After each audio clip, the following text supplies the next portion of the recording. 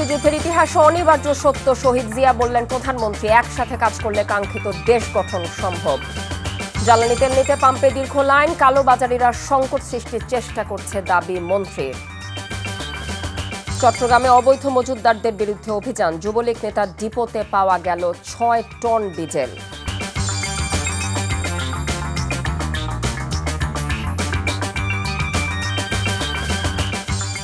আসসালামু আলাইকুম, কথা নাহিয়ান, স্বাগত জানাচ্ছেন টিভি সন্ধ্যার খবরে। ক্রাউন সিমেন্ট শিরোনাম দেখছিলেন, এবার নিয়ে যাচ্ছি পুরো খবরে।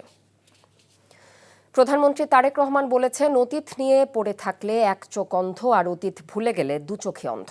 নিকট অতীতে পুরনো বিষয় নিয়ে এত বেশি চর্চা হয়েছে যা ভবিষ্যৎকে বাধাগ্রস্ত করেছে। প্রধানমন্ত্রী জানিয়েছেন, মুক্তিযুদ্ধে শহীদ রাষ্ট্রপতি জিয়াউর রহমানের ভূমিকাকে অতীতে খাটো করা হয়েছে, অথচ মুক্তিযুদ্ধের ইতিহাসে শহীদ জিয়া এক অনিবার্য চরিত্র। ইফতেখার রেজার রিপোর্ট। মহান স্বাধীনতা ও জাতীয় দিবস উপলক্ষে 2 দিনের ঘোষিত কর্মসূচির অংশ হিসেবে রাজধানীর ইঞ্জিনিয়ারিং ইনস্টিটিউশন মিলনায়তনে আলোচনা সভার আয়োজন করে জাতীয়তাবাদী দল বিএনপি। এতে প্রধানমন্ত্রী তারেক রহমান বলেন, মুক্তিযুদ্ধে শহীদ রাষ্ট্রপতি জিয়াউর রহমানের ভূমিকা অতীতে খাটো করা হয়েছে। অতীতে যেভাবে শহীদ জিয়াউর রহমানকে, তার অবদানকে, তার কাজকে খাটো করার চেষ্টা করা হয়েছে, এর থেকেই প্রমাণিত হয়েছে শহীদ রাষ্ট্রপতি জিয়াউর রহমান অবশ্যই বাংলাদেশের মুক্তিযুদ্ধের একজন অনিবার্য চরিত্র। অতীত নিয়ে সবসময় পড়ে থাকলে এক চোখ অন্ধ, আর অতীতকে যদি আমরা ভুলে যাই তাহলে আমাদের দু চোখে অন্ধ।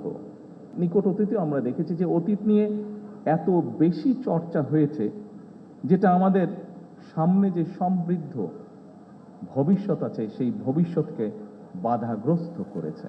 প্রধানমন্ত্রী বলেন, দেশে সীমাবদ্ধ সম্পদ থাকলেও ঐক্যবদ্ধভাবে কাজ করলে কাঙ্ক্ষিত লক্ষ্যে পৌঁছানো সম্ভব। আমাদের আকাঙ্ক্ষা সীমাহীন হলেও সম্পদের সীমাবদ্ধতা আমাদের রয়েছে।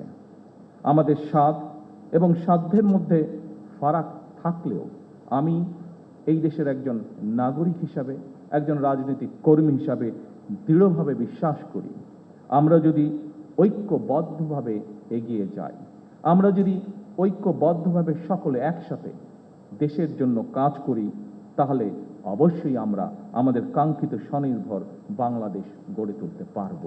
শনিবার নয়াপল্টনে বিএনপির কেন্দ্রীয় কার্যালয় পরিদর্শনে যাবেন প্রধানমন্ত্রী তারেক রহমান। Iftekhar Reza, NTV news, Dhaka.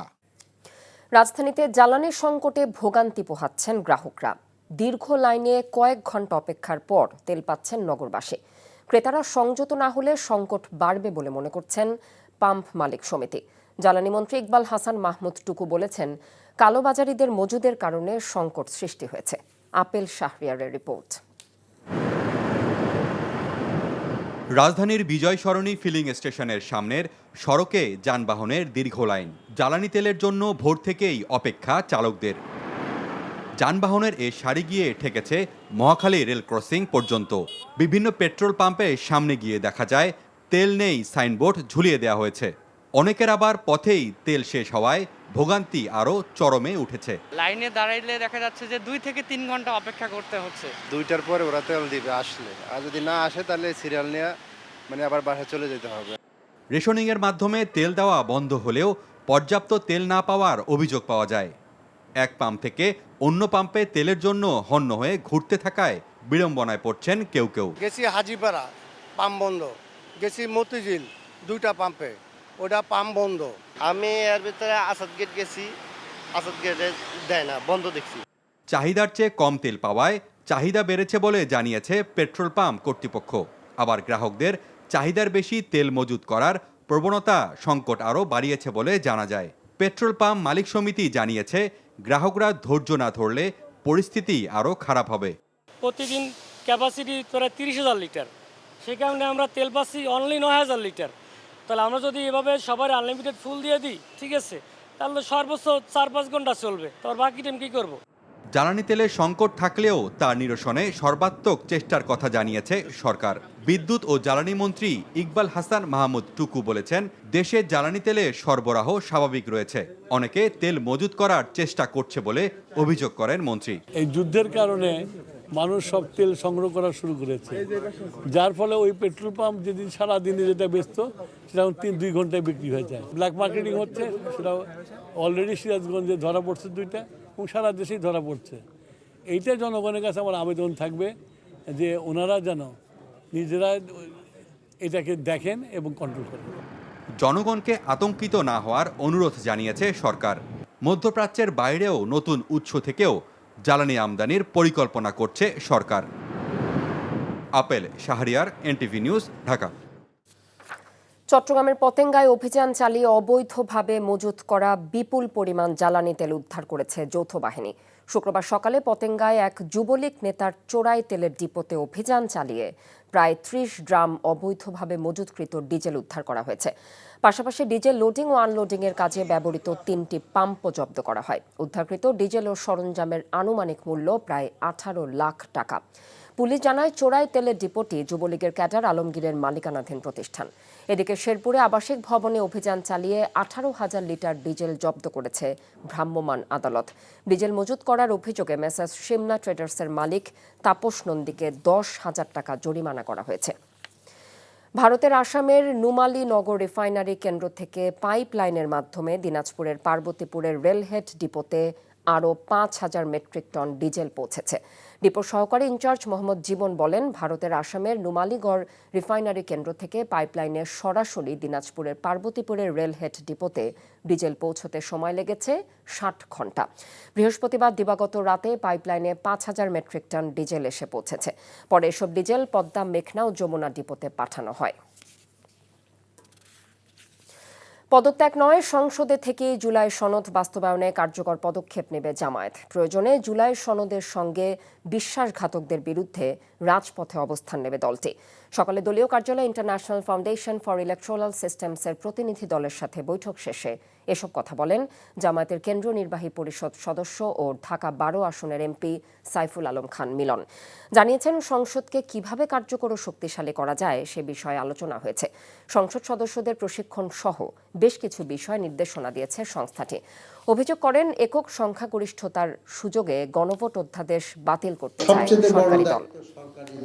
আমরা তো ওপেনলি বলছি যে আমরা এর সাথে আছি, সংসদের ভিতরে বলেছি, বাইরে বলেছি, আবারও বলবো এবং এখনো আশাবাদী হতে চাই যে আমরা যেন জুলাইয়ের সাথে আপনার মানে এসেন্সের সাথে, জাতির আকাঙ্ক্ষার সাথে আমরা যেন মানে বিশ্বাসঘাতকতা না করি। আমরা এই পার্লামেন্টের জুলাই সনদেরটা বাস্তবায়ন করতে না পারি তাহলে জাতির জন্য খুব হতাশাজনক হয়ে যাবে আর কি। রাজবাড়ীর দৌলতদিয়ায় বাসডুবির ঘটনায় উদ্ধার অভিযান অব্যাহত রেখেছে ফায়ার সার্ভিস, নৌবাহিনী, কোস্ট গার্ডের ডুবুরি দল।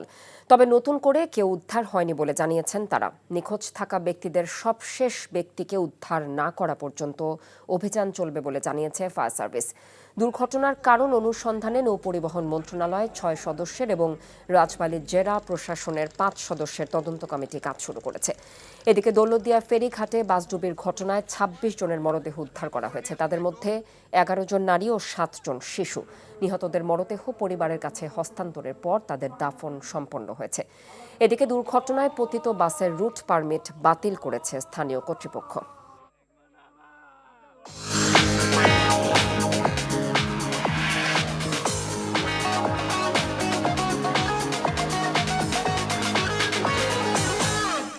এবারে মার্কেন্টাইল ব্যাংক অর্থনীতির খবর। জ্বালানি তেলের সরবরাহ কমের প্রভাব কাঁচা বাজারে। পরিবহন খরচ বৃদ্ধি ও সরবরাহ কমের অজুহাতে মাছ মাংসের দামে আগুন, সবজির দামও চড়া। ঈদের সপ্তাহ পেরিয়ে গেলেও কাঁচা বাজারে দাম বৃদ্ধি অব্যাহত রয়েছে। ব্রয়লার, রেয়ার ও সোনালী মুরগির দাম কেজিতে 250 থেকে 500 ছুঁই। গরুর মাংসের দাম 850 আর খাসির দাম 1300 টাকা কেজি দরে বিক্রি হচ্ছে। বড় মাছ, রুই কাতলার দামেও আগুন। আগের বাড়তি দরের সঙ্গে আরও বেড়েছে 50 টাকা। গ্রীষ্মের শুরুতে বেশিরভাগ সবজি 80 পেরিয়ে। পটল, বেগুন, ঝিঙ্গা, কুমড়ার দাম নিয়ে অসন্তোষ ক্রেতাদের। সরকারের নজরদারি বাড়ানো না গেলে বাজার পরিস্থিতি বেসামাল হয়ে পড়ার শঙ্কা ভোক্তাদের।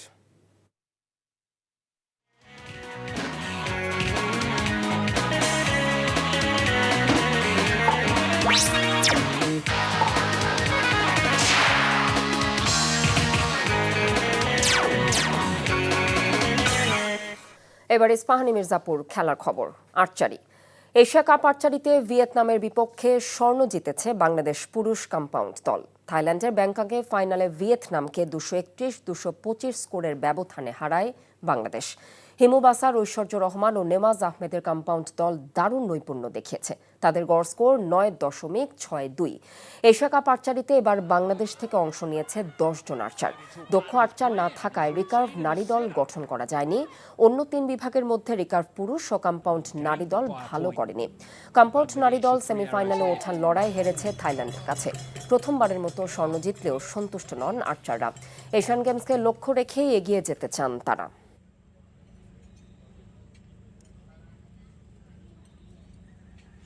আমাদের যেহেতু একজন খেলোয়াড় হিসেবে আমাদের ইভেন্টে অলিম্পিক চালু হয়েছে, সেই হিসেবে আমরা অলিম্পিকে মূল লক্ষ্য রাখবো এবং এশিয়ান গেমস বরাবরই খুবই গুরুত্বপূর্ণ আমাদের বাংলাদেশের জন্য। তো আমার জন্য দুইটাই খুবই গুরুত্বপূর্ণ, তবে আমাদের মূল টার্গেট হচ্ছে অলিম্পিকে স্বর্ণজয়। এ ছিল এনটিভি সন্ধ্যার খবরে। এই খবরের ভিডিও সহ আপডেট জানতে ভিজিট করুন এনটিভি অনলাইন www.ntvbd.com। এছাড়াও এনটিভির জনপ্রিয় সব অনুষ্ঠান ও খবরের আপডেট জানতে ভিজিট করুন আমাদের ইউটিউব ও ভেরিফাইড ফেসবুক পেজ। রাত 10:30টায় রাতের খবর দেখার আমন্ত্রণ রইল। এতক্ষণ সাথে থাকার জন্য ধন্যবাদ সবাইকে।